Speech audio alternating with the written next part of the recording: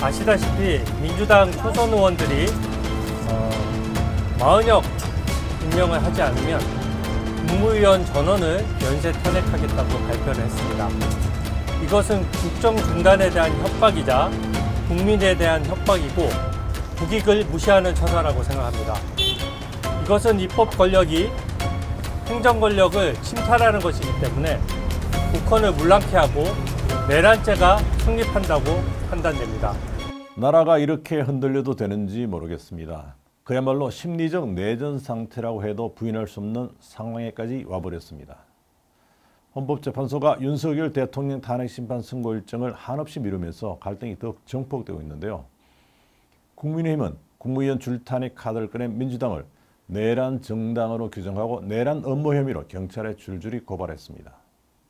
이재명 민주당 대표와 민주당 초선 의원 전원 그리고 방송인 김어준 씨 등 무려 72명을 대상으로 했습니다. 이 민주당 최고위원 회의 전에 방송인 김어준 씨가 누구도 생각 못했던 연쇄 탄핵이라는 것을 꺼내 들어서 국민들에게 협박하듯이 지령을 내리고 그것에 따라서 민주당 의원들이 나서서 이 협박까지 나선다는 것은 저희가 결코 묵과할 수 없다라고 생각합니다. 주진우 국민의당 법률자문위원장은 피고 발언들은 한덕수 대통령 권한대행이 40여 헌법재판관을 임명하지 않을 경우에 대통령 권한대행 및 전 국무위원 탄핵을 추진하겠다고 밝히며 정부 기능을 마비시키려 했다고 주장했습니다. 그는 또 헌법에 의해 설치된 국가기관의 정상적 권능 행사를 장기간 불가능하게 만드는 행위를 모의 결의한 만큼 내란 업무에 해당한다고 주장한 겁니다. 방송인 김어준 씨에 대해서는 유튜브 채널을 통해서 일괄 탄핵을 거론하는 발언을 거듭해서 시청자들에게 사실상 내란 범행을 선전선동했다고 주장했습니다. 내란 공세 칼자루를 이제 여야 모두가 진 셈입니다. 그런데 헌재가 정말 왜 이렇게 선고를 뭉개고 있을까요? 이미 평의가 진행될 만큼 진행돼서 규명해야 할 사실에 대한 판단이 끝났을 겁니다. 일부에서는 문영배 이미선 재판관이 선고를 하지 않고 오는 4월 18일 퇴임하려고 하는 게 아닌지 의심을 하고 있습니다. 독박을 쓰지 않겠다는 전략이라는 겁니다.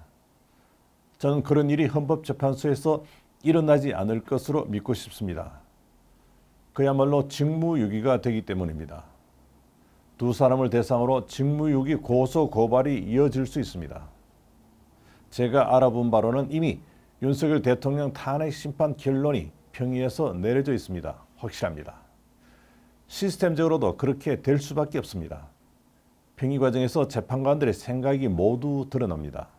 4대4, 5대3 이런 이야기는 추측입니다만 정치적 배경이 깔리지 않고서는 이렇게 뭉개는 일 있을 수 있겠습니까? 최종 변론이 끝난 지 한 달이 지났는데도 선고가 되지 않는 이유, 국민들은 과연 어떻게 생각하고 있을까요? 문영배 재판소장 권한대행의 정치적 성향 탓이라고 생각하는 국민이 절반을 넘는 것으로 나타났습니다. 일간신문 아시아투데이가 한국여론평판연구소에 맡겨서 지난달에 여론조사를 해보았습니다. 선고가 늦어지는 이유가 무엇이라고 생각하십니까? 응답자의 53%가 문 권한대행의 정치적 입장과 관련이 있다고 대답했습니다. 반면에 문 대행의 정치 성향과 관련이 없다고 답한 국민은 34%에 불과했습니다. 헌법재판소에 대한 국민들의 불신이 그만큼 크다는 겁니다. 지역별로도 모든 지역에서 관련성을 더 높게 보았습니다. 호남 지역도 관련성이 있다는 답이 50%로 관련이 없다는 답변 33%보다 크게 많았습니다. 서울, 인천, 경기 지방은 관련성을 의심한 답변이 50%를 넘었습니다. 정치적 성향별로도 분석해 보았습니다. 보수 성향의 응답자 중에서 관련성을 추정한 사람이 무려 67%나 됐습니다. 그렇지 않다고 답한 사람은 26%에 불과했습니다. 진보 성향의 응답자마저도 연관성을 예상한 응답자가 43%로 그렇지 않다고 답한 41%보다 다소 많았습니다. 결국 국민들은 문영배 대행의 정치적 성향에 따라서 선고가 늦어지고 있다고 생각한다는 결론입니다. 헌재를 압박하던 민주당이 사태의 심각성을 파악하고 40여 헌법재판관 후보자 임명에 모든 것을 건 듯합니다. 헌재를 압박해봤자 나올 것이라고는 기각이나 각하 결정일 것이라는 판단을 했을 겁니다. 한덕수 대통령 권한 대행기용 국무총리가 4월 1일 내일까지 마 후보자를 임명하지 않으면 중대 결심을 하겠다고 최후 통첩을 한 상태입니다.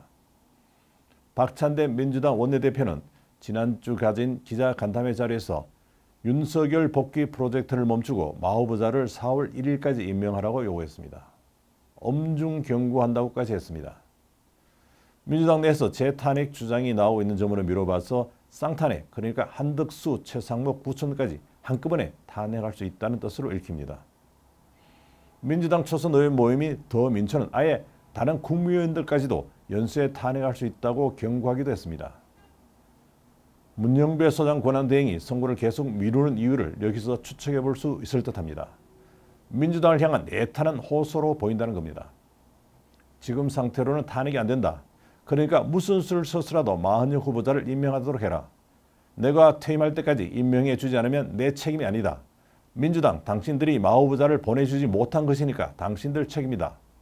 이런 사인을 내고 있는 것이 아닌가 싶습니다. 민주당이 답답해서 다른 대안을 만들고 있습니다. 후임이 임명되지 않으면 기존 재판관의 임기를 자동 연장할 수 있도록 헌법재판소법을 개정할 예정입니다. 개정안을 오늘 국회 법제사법위원회 상정해서 내일 법사위에서 의결을 한다는 계획입니다. 그런데 민주당이 단독으로 헌법재판소법을 고친다고 될 일일까요? 재판관 임기를 보장하기 위해서 아예 헌법에 임기를 6년으로 못을 박아 두었습니다. 더 할 수가 없습니다. 임기를 연장하려면 헌법을 개정해야 합니다. 또 헌법재판소법을 의회 다수당이 개정하더라도 한덕수 대통령 권한 대행이 헌법 위반이라며 제2 요구를 할 가능성이 100%입니다. 지난 2012년에도 민주통합당이 꼭 같은 내용의 법률안을 냈지만 국회 사무처 법제사법위원회가 헌법 위반이고 임기 취지에 위배된다는 의견을 낸 적이 있습니다. 사실상 불가능한 겁니다. 문정배 권한대행 입장에서는 마흔여 후보를 임명해서 윤석열을 파면한다고 승부하고 싶겠지만 민주당이 줄탄핵을 하더라도 그런 일은 없을 듯합니다. 헌재가 한덕수 권한대행에 대한 지난번 탄핵 심판 때 재판관 미임명이 헌법과 법률 위반이지만 탄핵할 정도로 중대하지는 않다고 이미 정리를 해주었습니다. 지금 마흔여 후보를 임명하지 않아도 다른 중대 사유가 없다면 탄핵 인용이 사실상 힘든 겁니다. 민주당도 뾰족한 수가 없습니다. 권성동 국민의힘 원내대표는 민주당은 대한민국 정부를 전복시키기 위한 내란을 기대하고 있다고 말하고 행정부를 완전히 마비시키겠다는 발상 자체가 반역이고 국무위원을 상대로 협박하는 것은 테러리스트의 참수 예고와 다름없다고 주장하기도 했습니다. 초선 의원 44명도 민주당의 광기는 교주를 숭배하는 사이비 종교 집단의 광기를 연상케 한다고 주장했습니다. 또 의원직 총사퇴 각오로 탄핵 쿠데타를 막아내야 한다며 국회 해산 카드로 제시했습니다. 하지만 여당 의원 총사퇴로 국회가 해산되지는 않습니다. 헌법 제42조에 국회의원의 정수는 법률을 정하되 200인 이상으로 한다라고 되어 있지만 이와 관련한 국회 해산 조항은 없습니다. 특히 본회의에서 과반의 찬성을 얻어야 사퇴가 되는데 민주당이 찬성해 주지 않으면 사퇴 자체가 성립되지 않게 됩니다. 선언적 의미 이상은 없습니다. 윤석열 대통령 탄핵은 사실상 제2의 대선이 되고 있습니다. 따라서 보수는 보수대로, 진보는 진보대로 새 결집이 일어나고 있습니다.